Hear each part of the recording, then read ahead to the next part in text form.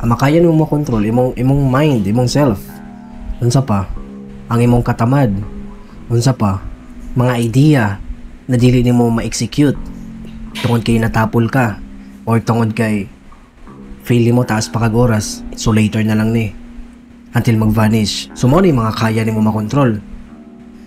And dapat mo na imo ang unahon kaysa ma-stress ka mag-set og goal. Unsa ka akong goal, no? Unsa ka akong goal na ingani, no? Unsa ka akong sarili 5 years from now.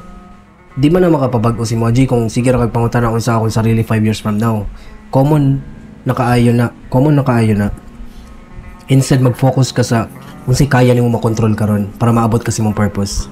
Unsay kaya nimo makontrol karon, and also mangutana nimo imong sarili unsay mga butang nga naka-distract sa imo.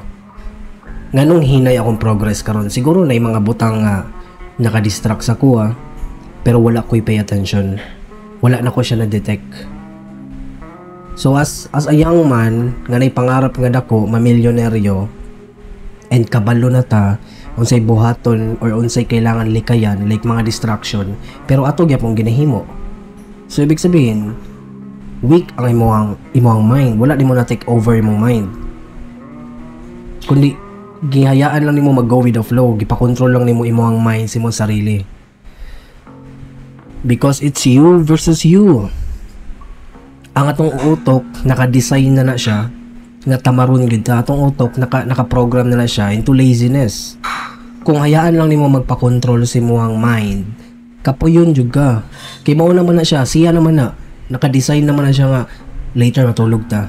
Human na ta aning gamayng butang and tulog na ta, satisfy na ta. Pero pag imo na ma-take over, imo na makontrol na mag-achieve pag something new, dungagan pa nimo, and then tomorrow himuon na pud nimo, and then tomorrow himuon na pud nimo, mao na yung makapa make into reality si mo ang dream, kaysa magsige na lang kag istorya si mo sarili nga unsa ako ang self 5 years from now na ako'y pangarap na dako, pero ang mechanics na everyday nga imo ang dapat likayan wala kay pay attention. Even kabalo na ka, kabalo na mo unsay buhaton, di lang ninyo himuon tungod kay madlok mo mag-take og risk. And